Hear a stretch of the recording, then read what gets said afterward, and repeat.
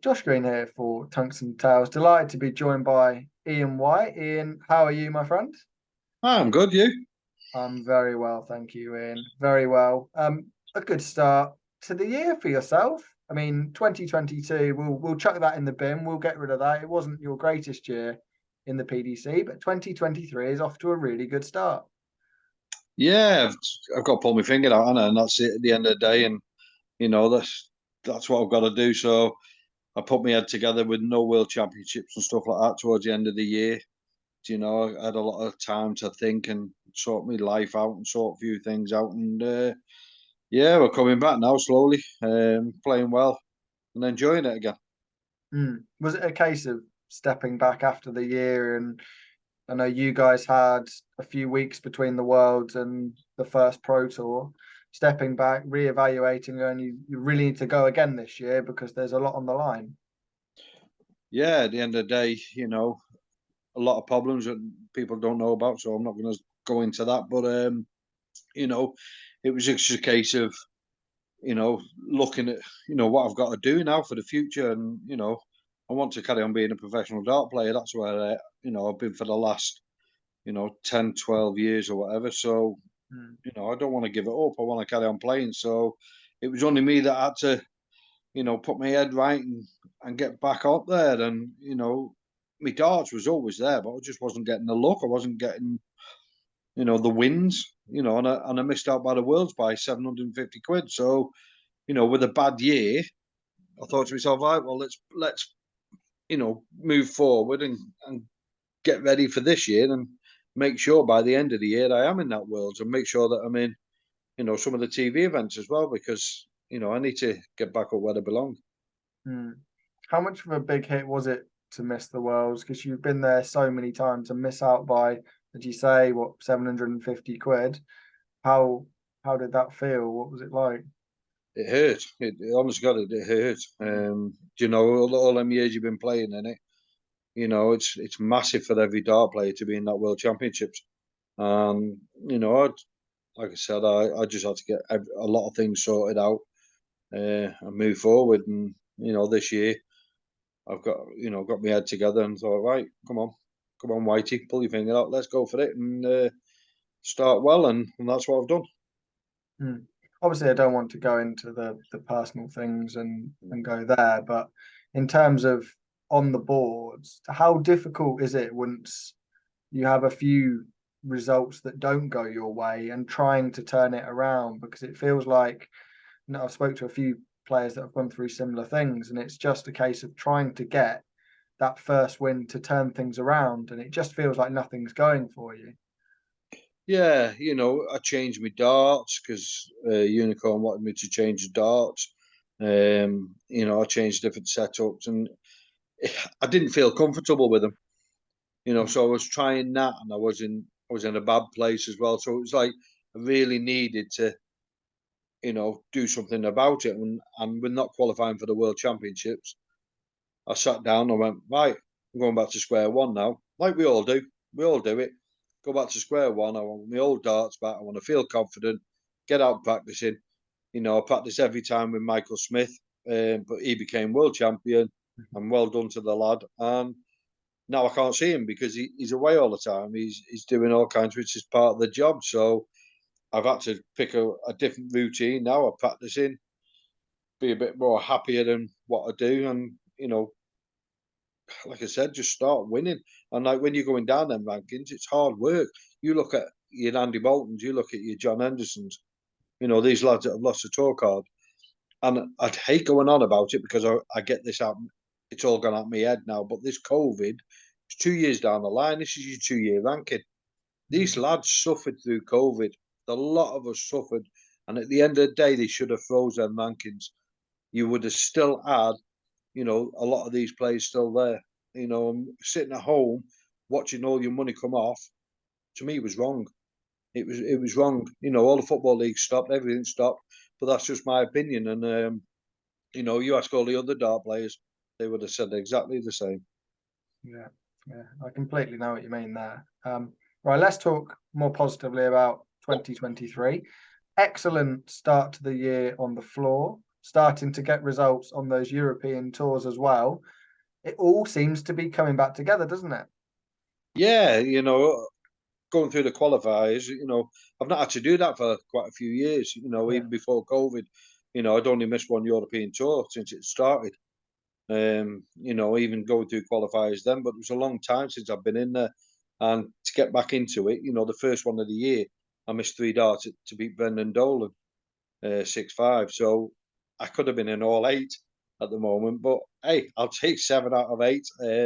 And the results have been coming for me, and I've been playing some good darts. Some of the draws don't go right for you. I think one qualifier had to beat James Wade and then beat Mervyn King. Do you know what I mean? It's not easy, to do that. The 2 top players, but yeah, to get through them, it's been good. Mm. Those qualifiers are of much more importance than I think people realise, because if you're not making those European tours, it's very hard to climb the rankings. So getting through those qualifiers for a player at the sort of level you are in the order of merit, it's really important to make sure you're earning the money that way, isn't it? Yeah, you talk to any of the players, if they don't earn anything that weekend but qualify for 2 Europeans, they're happy. Do you know Mm. what I mean? They're massive because of the money that you're guaranteed and what you could win if you win one game.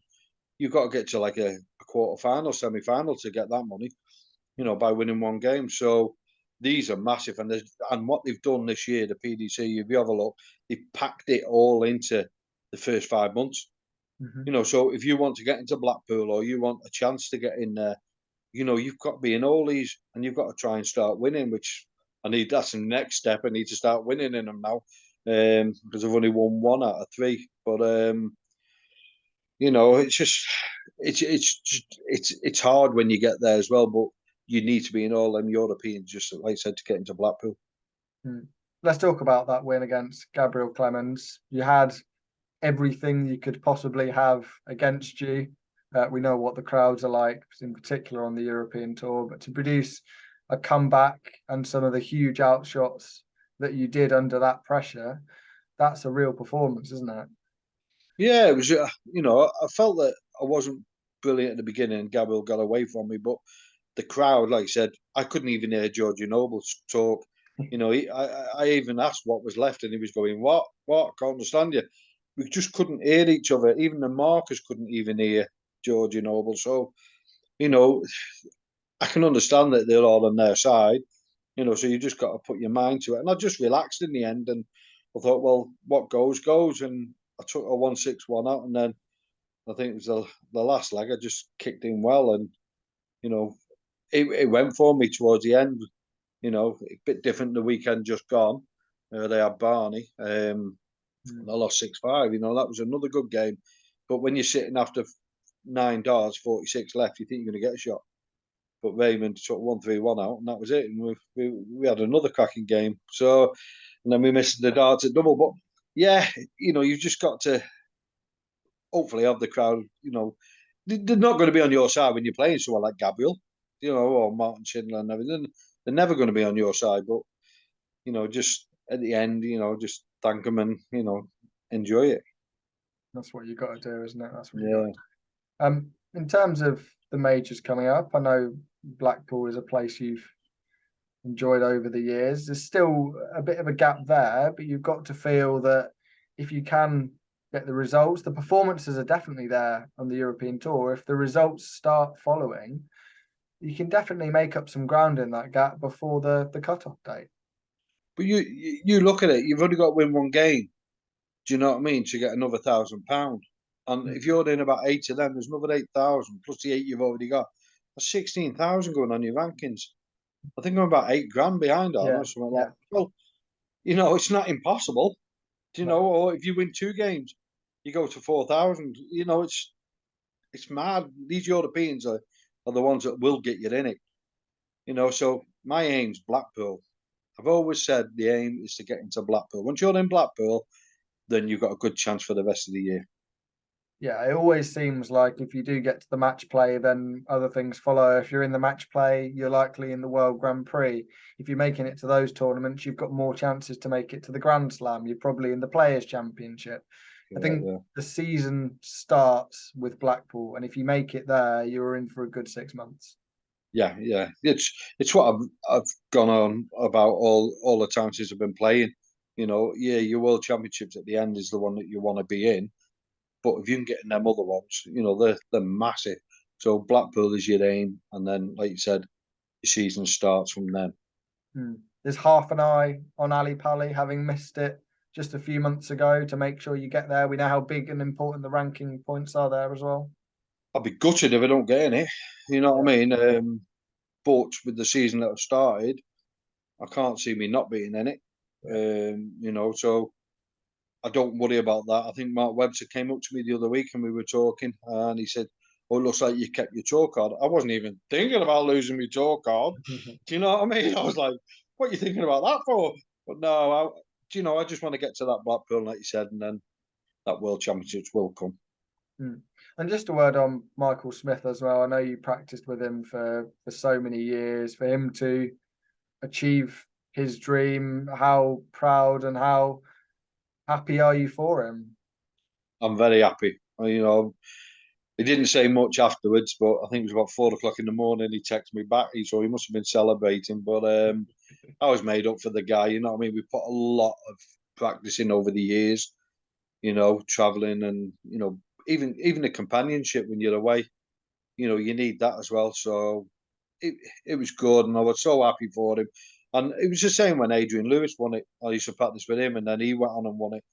You know, it was just great great to have them lads. You know, I'm a professional dart player, but when your mate becomes like a world champion, it means a lot to you as well. Do you know what I mean? So, but you want to win it yourself, by all means. But it was just nice. It was Smithy. He was you could see it was there. But I think he had to believe in himself more.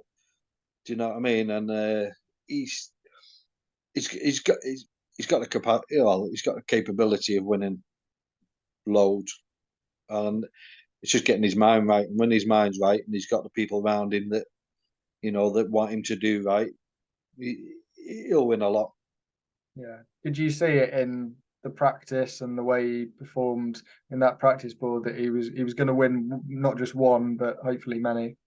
Yeah, you do see it, but half the time, he's not that good at practice. But he's not. But he'll tell you himself. But yeah, you could see the way he was playing, the way the tournaments were coming up, and he done well in the Grand Slam, I think Yeah. it was, or something like Yeah. that. So once that started kicking in, you could see the world was coming.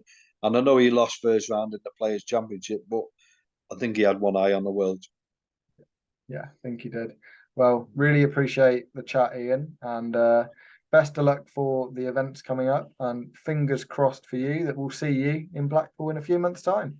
I hope so. I hope so. Put my finger out. The Europeans will be all right.